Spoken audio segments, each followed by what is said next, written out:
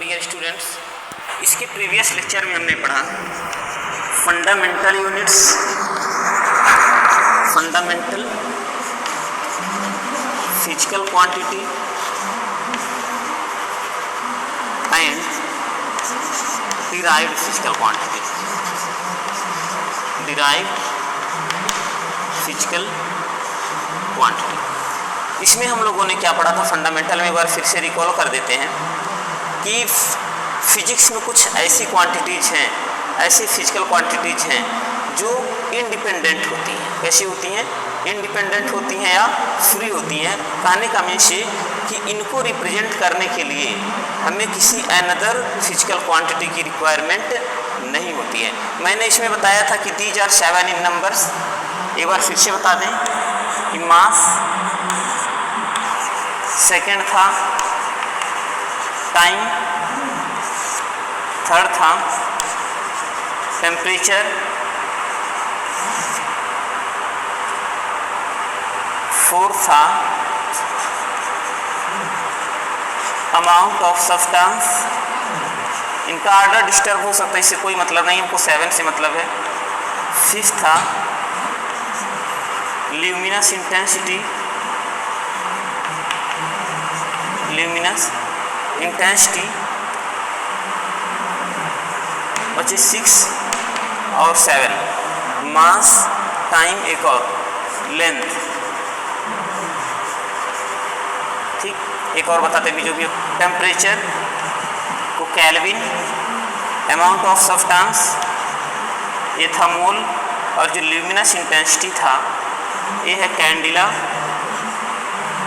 जो लेंथ है ये मीटर। ये थे हमारे फंडामेंटल क्वांटिटी। इलेक्ट्रिक करंट,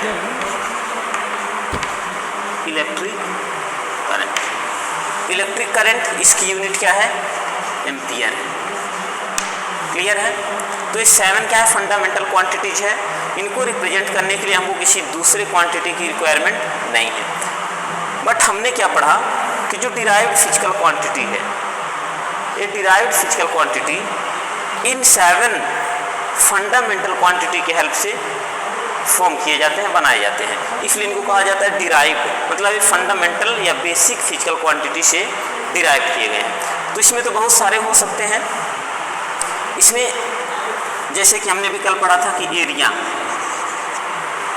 अगर एरिया की बात की जाए तो ये होता है L into B, L into B, length into breadth. तो जो लेंथ की यूनिट है, हम लोगों ने यहाँ पढ़ा कि लेंथ की यूनिट मीटर है और विड्थ की भी यूनिट मीटर है, और इसकी यूनिट क्या हो गई? Metre square. बात समझ में आ गई होगी कि ये एरिया की यूनिट क्या हो गई? Metre square. दैट मीन्स ये देखिए, दो फंडामेंटल क्वांटिटी हमको लेंथ एंड लेंथ की जरूरत पड़ी, तो ये हो गया डिराइव। ठीक, वॉल्यूम की बात करें, L क्यूब हो गया। अगर क्यूब के वॉल्यूम की बात करेंगे तो साइड क्यूब होता है, L क्यूब होता है, A क्यूब होता है, जो भी रिप्रेजेंट करें। अब इसमें 3 लेंथ के टर्म आ गए हैं, तो इसे हम कहेंगे derived physical quantity. Another example लेते हैं, जैसे मान लीजिए वेलोसिटी ले लिया हमने, velocity displacement upon time, displacement upon time. ये डिस्प्लेसमेंट क्या है? एक लेंथ है, एक फंडामेंटल क्वांटिटी है, और जो टाइम है ये देखिए जिसकी यूनिट हमने कहा सेकेंड। ये दोनों क्या फंडामेंटल क्वांटिटी हैं, और फंडामेंटल क्वांटिटी मिल करके बना रहे हैं एक डिराइव क्वांटिटी, जिसे हम यहाँ पे कह रहे हैं वेलोसिटी। तो ऐसे समझते हैं कि फिजिकल क्वांटिटी के हेल्प से ही हम लोग डिराइव क्वांटिटी बनाते हैं। तो यहाँ से देखिए ये सब यूनिट हमको लर्न रखना होगा, कम से कम 7 फिजिकल बेसिक जो हैं इनको तो लर्न ही करना है, और इन्हीं के हेल्प से हम लोग डिराइव्ड फिजिकल क्वांटिटी की यूनिट भी बता सकते हैं कि इसकी यूनिट क्या होगी।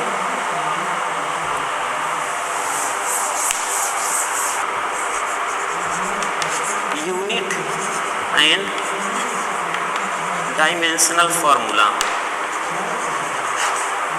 Dimensional formula.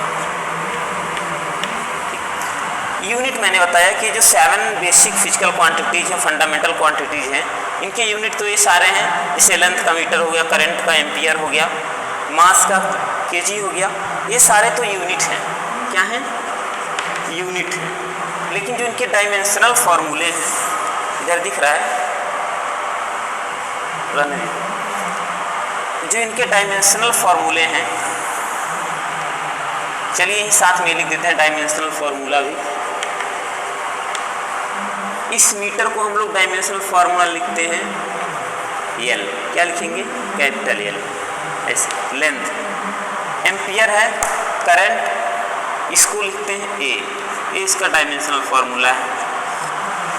मास है, इसकी यूनिट केजी है, और डायमेंशनल फार्मूले को लिखते हैं हम लोग कैपिटल एम से। सेकेंड ए टाइम है, इसके डायमेंशनल फार्मूले को लिखेंगे कैपिटल टी से।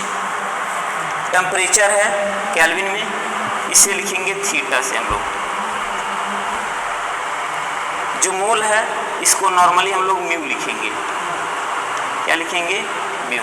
और जो कैंडिला है इसको लिखेंगे सी डी। क्या लिखेंगे? C D. ये सब तो हो गए इसके यूनिट एंड डायमेंशनल फार्मूला। ये तो फंडामेंटल क्वांटिटी के थे, लेकिन जो डिराइव्ड क्वांटिटी है उसके यूनिट और डायमेंशनल फार्मूले कैसे लिखेंगे हम? जैसे सपोज किया कि वेलोसिटी है, वेलोसिटी जो कि डिराइव्ड क्वांटिटी है, ये होता है displacement upon time. Displacement upon time. तो यहाँ देखिए ये तो फार्मूला हो गया, डिराइव्ड क्वांटिटी हो गई। लेकिन अगर यूनिट ऑफ वेलोसिटी लिखना हो, क्या लिखना हो? यूनिट ऑफ वेलोसिटी, तो ये लिखेंगे हम लोग unit of displacement, unit of displacement upon unit of time. तो डिस्प्लेसमेंट एक तरह का डिस्टेंस है, तो ये हो जाएगा मीटर, और ये हो गया सेकेंड। तो जो इसकी यूनिट हो गई वेलोसिटी की, इसे हम कहेंगे मीटर पर सेकेंड। क्लियर है बातें? अगर इसके डायमेंशनल फार्मूले की बात की जाए, ये क्या था? ये तो यूनिट हो गया। Dimensional formula, dimensional formula of velocity v equals two dimensional formula of, यहाँ देखिए जो ऊपर है, displacement upon dimensional formula of, नीचे क्या है? टाइम। मतलब जो यहाँ फार्मूले में यूज हुआ है, जब हम यूनिट देखेंगे तो इनके यूनिट लिखेंगे उसी वे में, और जब डायमेंशनल फार्मूले की बात करें तो इसका डायमेंशन और इसका डायमेंशन।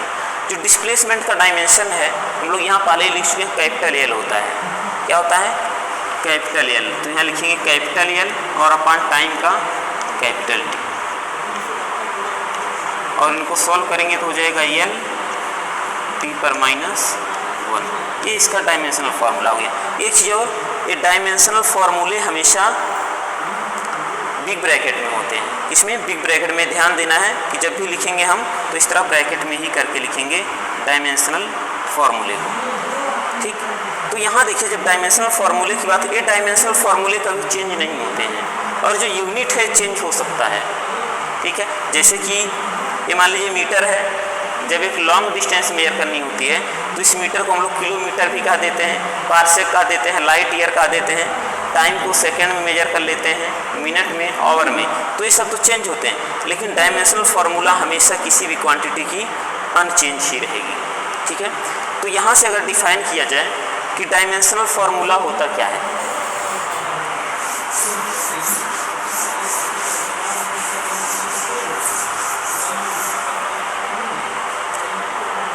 डायमेंशनल फार्मूला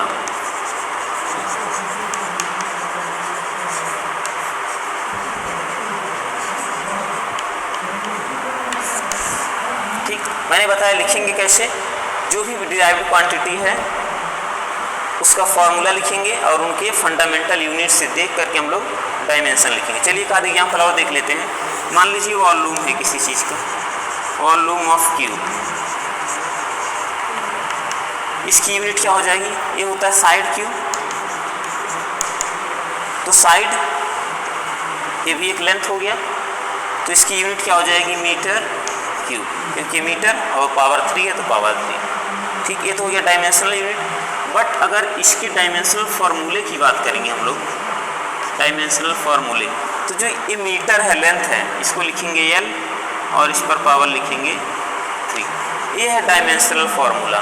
क्या है डायमेंशनल फार्मूला? डायमेंशनल फार्मूला का सिंपल सा मीनिंग ये है कि पावर कितना है फंडामेंटल यूनिट्स पर, जो फंडामेंटल हमारी क्वांटिटी है उस पर कितना पावर है, ये रिप्रेजेंट करता है डायमेंशनल फार्मूला। ठीक है, तो इसको डिफाइन किया जा सकता है कि the power on the fundamental quantity, fundamental units by which we can produce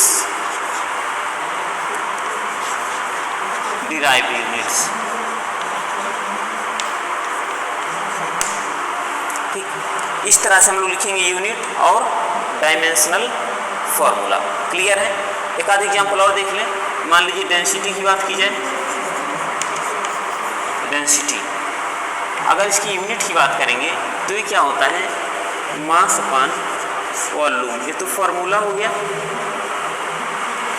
इसकी यूनिट क्या होगी यहाँ से देखना हो तो मास क्या होता है केजी और इसका मीटर क्यूब, तो यहाँ से हो गया केजी मीटर क्यूब। ये तो यूनिट हो गया। लेकिन इसके डायमेंशनल फार्मूले की बात करें, ये देखिए मास है तो मास के लिए हम लोग लिखते हैं कैपिटल M, और वॉल्यूम के लिए हम लोगों ने भी कैलकुलेट किया L टू दी पावर 3, तो यहाँ से L टू दी पावर 3। इसको सॉल्व करेंगे तो हो जाएगा M L to the power -3। ये हो गया इसका डायमेंशनल फार्मूला। अब इसको थोड़ा सा लिखेंगे कैसे, ये तो हमने समझ लिया कि डायमेंशनल फार्मूला हो गया। ऐसे लिखेंगे इन density dimension of mass is, देखिए मास पर पावर कितना है 1 है, 1 and dimension of length is -3। इस तरह से हम लोग पूरा डायमेंशनल फार्मूला जितना है सारा चेक करेंगे, कुछ बुक्स में भी दिए हैं, उसको आप लोग नोट कर लेंगे और पढ़ भी लेंगे। और साथ ही जिन्होंने भी इस चैनल को सब्सक्राइब नहीं किया है सब्सक्राइब जरूर कर देंगे। Okay, thank you.